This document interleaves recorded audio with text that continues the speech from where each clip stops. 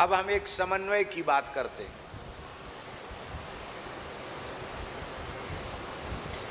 जिसमें किसी से कोई विरोध नहीं, दोनों का झगड़ा खत्म। व्यासी की बात को तो हम परम प्रमाण मानकर आदर दे ही रहे हैं, पर भागवत, श्रीमद् भागवत महापुराण ये नाम है।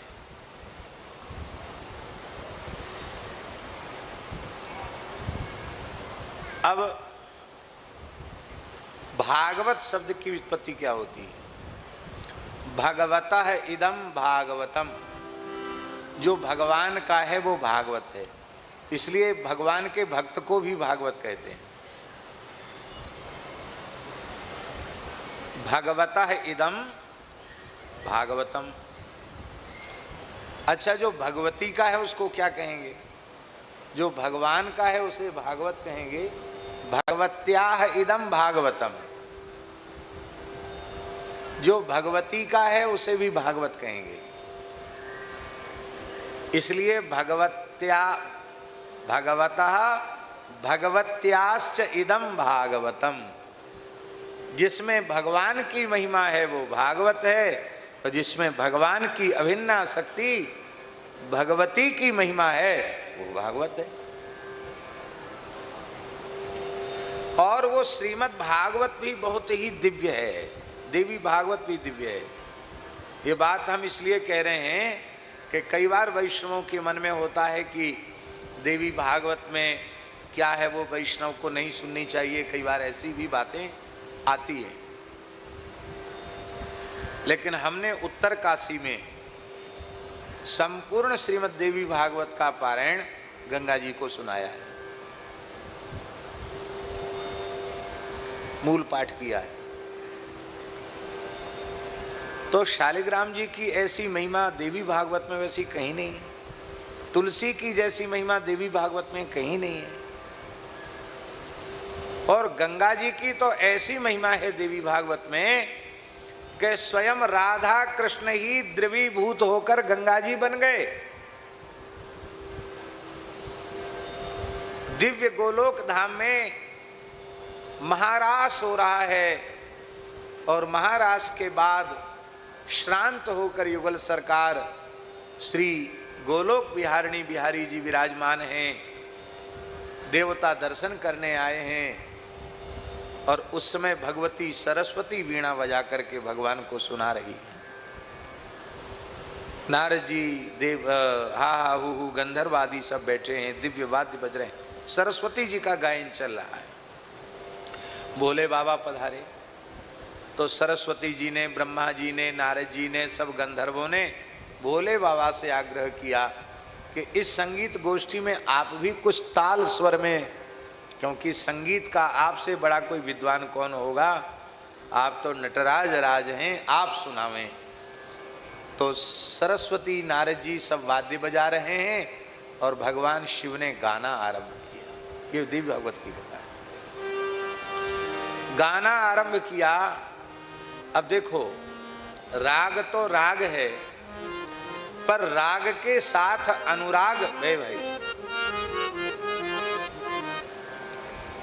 राग तो राग है, और राग के साथ अनुराग का संपुट हो जाए तब क्या कहना। भक्तों को राग वाग नहीं आता है, पढ़ते हैं उनको आता है, हमारे जैसों को नहीं है। तो हम तो भक्त भी नहीं है, पर हमको न ताल का ज्ञान, न स्वर का ज्ञान, न राग का ज्ञान। लेकिन जो कुछ भी हरिगुरु संतों की प्रेरणा से गाते हैं, हमको अच्छा लगता, आपको अच्छा लगे चाहे न लगे, इसकी गारंटी हमारी नहीं है। हमारे ठाकुर जी को अच्छा लगता है, हमको अच्छा लगता है।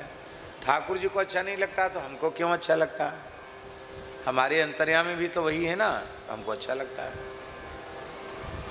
यद्यपि ये बात लोग मानने के लिए तैयार नहीं होते कि आपको ज्ञान नहीं है, पर सच्ची बात है। हनुमान जी के सामने बैठकर बोल रहे हैं, हमको खुद पता नहीं चलता कि हम किस ताल में गा रहे हैं, कौन से राग में गा रहे हैं, कि हमको खुद पता नहीं।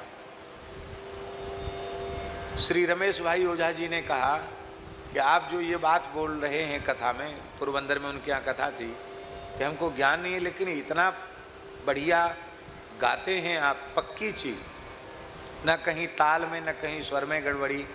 कई बार जो राग का मिश्रण करते हैं वो तो इतना अद्भुत है कि क्या कहना। आरोह अलग और अवरोह अलग, ये तो बड़ी ऊंची चीज है। तो हमने कहा सच्ची बात है भाई श्री, आप विश्वास करें न करें, हमको खुद पता नहीं चलता कि हम क्या गा रहे हैं। ये भगवान की इच्छा है, भगवान की कृपा है। फिर भगवान शंकर तो राग रागनी के विद्वान हैं, ताल स्वर के विद्वान हैं, और फिर अनुराग, उनसे बड़ा अनुरागी वैष्णव कौन होगा। जब उन्होंने प्रेम पूर्वक गाना शुरू किया तो सारी सभा जड़वत हो गई, और सिंहासन पर विराजे श्री गोलोक विहारिणी बिहारी राधा कृष्ण, उनकी तो ये दशा हुई कि वो प्रेम के मारे पिघलने लग गए, पिघलते पिघलते जलरूप हो गए। वहां बैठे हुए संगीत मंडली सब इतने इतने जल में डूब गई। ये बाजा वाजा सब डूब गया। शंकर जी का गाना फिर भी बंद नहीं हो रहा है, उनकी समाधि लग गई। भोले बाबा से कहा महाराज प्रिया प्रीतम ही तिरोहित हो गए। तब आपने पुनः गाना आरंभ किया। उसी दिव्य जल से प्रिया प्रीतम पुनः प्रकट हो गए, और वह जल भगवान के चरणों में समाहित हो गया। वही जल गंगा जी है। राधा कृष्ण मिलित तनु है गंगा जी, राधा कृष्ण पिघलकर गंगा जी हो गए।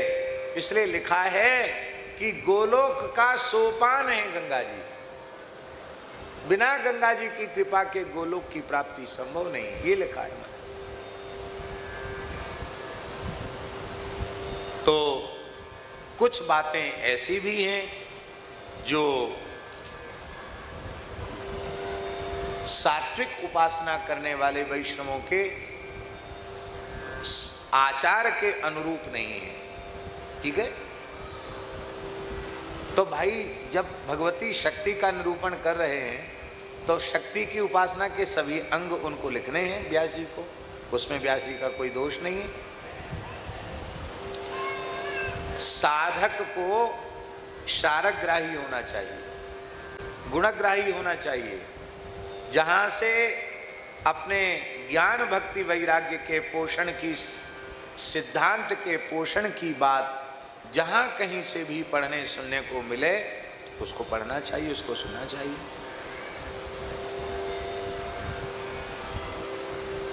और अध्ययन करना चाहिए। सभी पुराणों का मूल पारायण करना चाहिए। पारायण करने से भी क्या होगा, संस्कृत पढ़े नहीं, पारायण करते हैं उसका अर्थानुसंधान भावानुसंधान होता नहीं, अर्थ ही समझ में नहीं आएगा। पर आजकल तो ज्यादातर पुराणों के अनुवाद भी हो गए। पढ़ना चाहिए, नित्य प्रति पढ़ना चाहिए, तभी भागवत पुराण को समझा जा सकता है, श्रीमद् रामायण को समझा जा सकता है, नहीं तो इसको समझना बहुत कठिन है। तो समझ गए, भगवत्याः भगवतस्य इदम भागवतम, भगवती का जो तत्व का प्रतिपादक पुराण वो भी भागवत, और भगवान के तत्व का प्रतिपादक पुराण वो भी भागवत। क्योंकि भैया भगवान का निरूपण है तो भगवती का भी तो होना चाहिए। हाँ, एक बात और, श्री राधा रानी के तत्व का जैसा निरूपण श्रीमद् देवी भागवत में है वैसा अन्यत्र कहीं नहीं। भागवत में राधा रानी का प्रत्यक्ष निरूपण नहीं है। भागवत में राधा रानी का प्रत्यक्ष निरूपण नहीं है। क्यों नहीं है प्रत्यक्ष निरूपण? श्री हरिराम व्यास जी का एक बड़ा सुंदर भाव, हमने बैठकर पानी नहीं पीना। पानी पीना है तो अलग बैठना पड़ेगा, क्योंकि संग में बैठकर और भूख प्यास सतावे, इसका मतलब है कि आप सत्संग में बैठे ही नहीं। 4 दिन बीत गए, परीक्षित ने अन्न जल ग्रहण नहीं किया था, और चौथे दिन सुखदेव जी ने कहा कि राजन कुछ जल पी लो, आपने जल भी नहीं पिया है। तब श्री परीक्षित ने कहा, नैसाति दुस्सहा क्षुन्माम त्यक्तोदमपि बाधते पिबंतम त्वन मुखाम भोजच्युतम हरिकथामृतम। हे गुरुदेव, आपके मुखारविंद से जो कथा का अमृत झर रहा है उसको पीने के कारण अत्यंत दुस्सह प्यास भूख मुझे सता नहीं रहे, क्योंकि मैं आपके वाणी से निश्रित हरि कथामृत से तृप्त हो रहा। आप पे तो कोई जोर ही नहीं है, सुन ही तो रहे हो, बोल तो नहीं रहे हो। हमको तो 3 घंटे 4 घंटे बोलना भी है, उसमें भी गर्मी का समय है। पर हमारा जल है भी इतना सा और धरा का धरा रह जाता है। वो भी डॉक्टर पीछे पड़ के धरवाने लग गए हैं। डॉक्टर है ना, वो कहते नहीं नहीं, आप थोड़ा सा कम से कम 1-1.5 घंटे में 1 घूंट पानी ले लिया करो। पर हमको ध्यान रहे तब न लें हम पानी, तो डॉक्टरों का आदर करने के लिए आखिरी में ध्यान आ जाता है तो ले लेते हैं। जब तक कथा होती तब तक कोई शरीर की बाधा शरीर को व्याप्त नहीं होती, और यदि शरीर में मन रहेगा तो व्याप्त होगी। ये मिश्रा जी ने कथा करवा दी है इतनी। ये एक आयुर्वेद की संस्था से जुड़े हुए हैं, वो कहते ज्यादा पानी पियो, तो अच्छी बात है। अब हम ओरछा का महात्म्य सुना रहे हैं। नरसिंह जी की चर्चा तो करेंगे ही, पर ओरछा का महात्म्य सुना रहे हैं। 2017 में जो पूज्य सदगुरु भगवान श्री भक्तमाली जी महाराज का शताब्दी महोत्सव चल रहा था, उसमें श्री मुरारी बापू जी पधारे थे दिसंबर मास में, और उनकी कथा हुई थी। उसी समय ये पद्म पुराण और महाभारत से छांट करके इस लघु पुस्तिका का प्रकाशन हमने कराया था, ओरछा वित्रवती महातीर्थ महात्मा।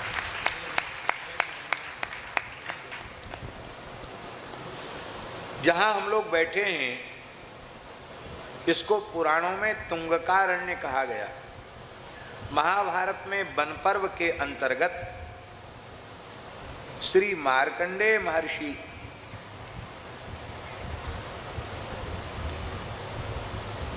श्री धर्मराज युधिष्ठिर को तीर्थ यात्रा के प्रसंग में भारत में कौन कौन महान तीर्थ हैं, उन तीर्थों के निरूपण के क्रम में ओरछा के महात्म्य का वर्णन कर रहे हैं। इसको तुंगकारण्य कहा गया। यद्यपि यहाँ तुंगारण्य लिखा है, पर महाभारत में इसका नाम है तुंगकारण्य। महर्षि तुंगक की तपस्थली है ये। तो महाभारत में लिखा है, बहुत ध्यान से सुनेंगे। तुंगकारण्यमासाद्य ब्रह्मचारी जितेन्द्रियः वेदानध्यापयत् तत्र ऋषि सारस्वतः पुरा।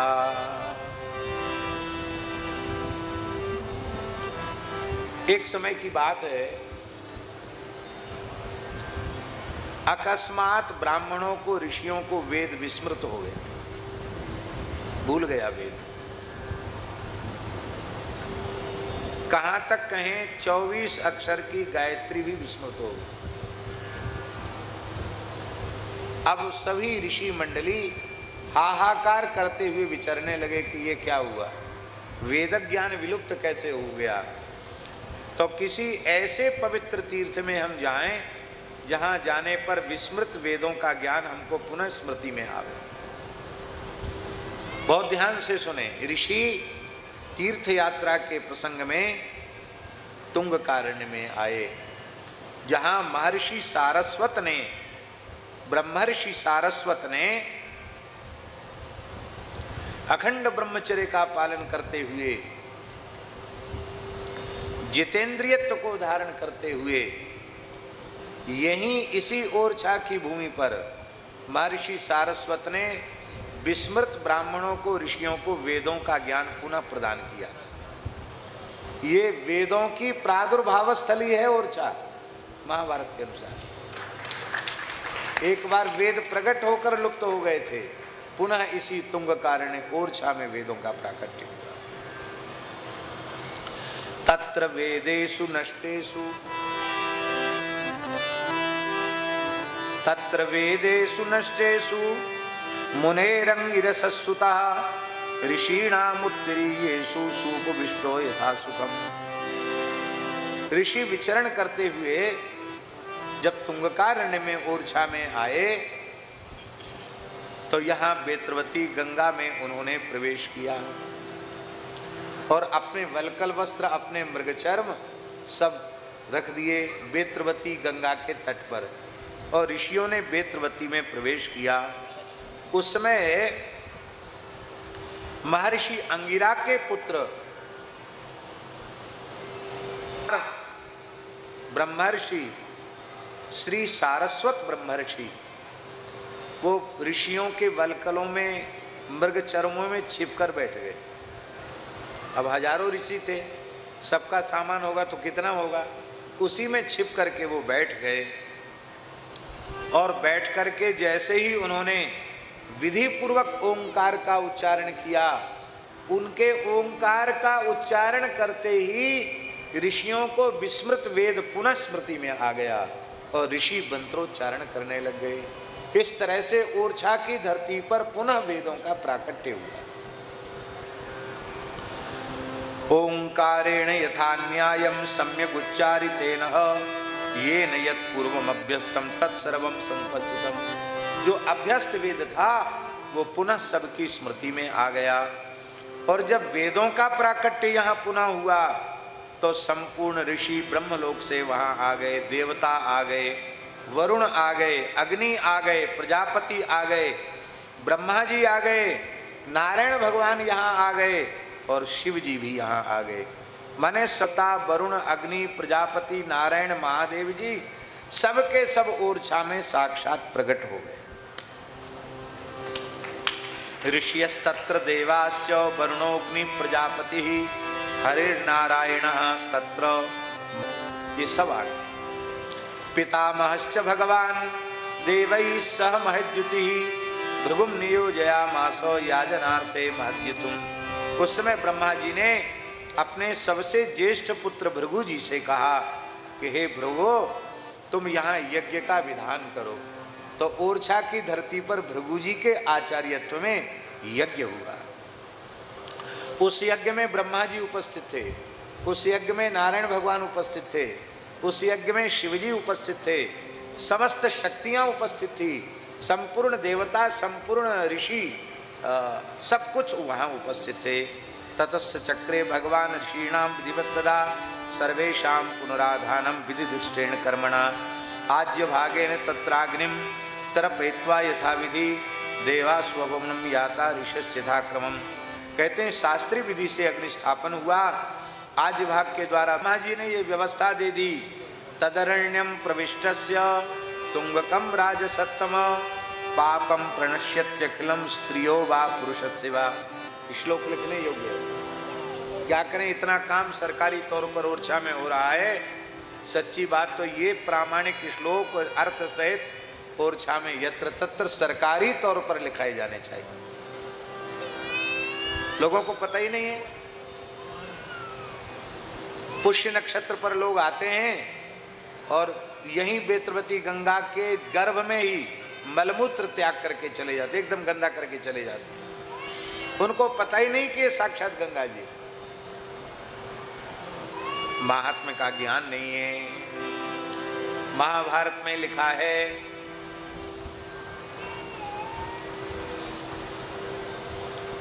महाभारत में लिखा है कि स्त्री हो अथवा पुरुष जो तुंगकारण्य की सीमा में, ओरछा की सीमा में प्रवेश कर जाता है, इसकी सीमा में प्रवेश करते ही स्त्री अथवा पुरुष उसके सारे पाप भस्म हो जाते। राम राजा का आगमन तो 450 साल पहले हुआ। 452 वर्ष हुए हैं राम राजा सरकार को यहाँ आए हुए। कितने वर्ष हुए? 452। मलुकदास जी का भी 452वां जयंती महोत्सव था, क्योंकि उनका आविर्भाव भी संवत 1631 में है। राम राजा का प्राकट्य भी संवत 1631 में है और रामचरितमानस का प्राकट्य भी संवत 1631 में है। ये संवत बड़ा जोरदार है। मलुकदास जी इसी संवत में प्रकट हुए, रामचरितमानस इसी संवत में प्रकट हुआ और ओरछा राम राजा सरकार भी इसी संवत में प्रकट हुआ।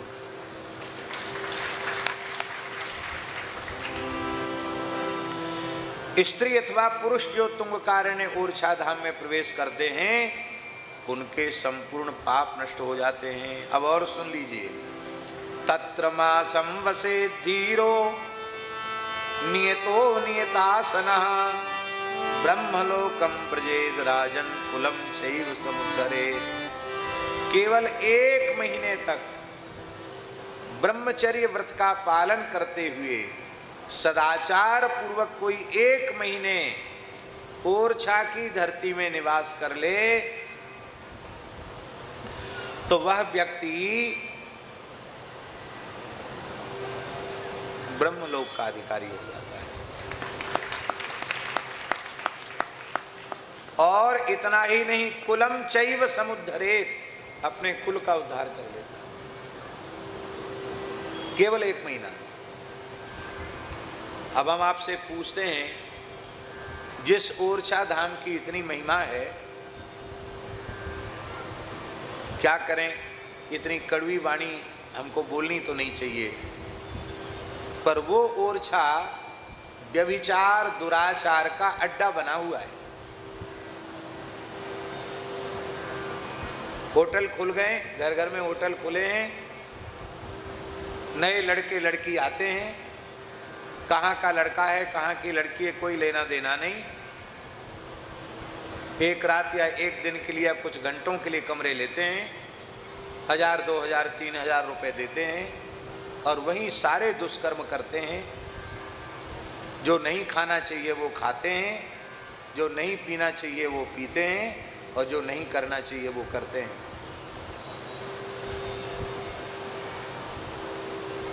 अपने को ब्राह्मण कहने वाले लोग इस प्रकार से धन कमाते हैं।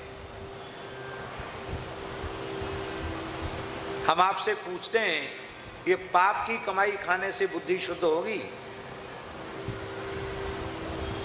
ये महान तीर्थ है और तीर्थ की मर्यादा जानते हैं क्या है? अन्य क्षेत्रे कृतम पापम तीर्थ क्षेत्रे विनश्यति, तीर्थ क्षेत्रे कृतम पापम वज्रलेपो भविष्यति। अन्य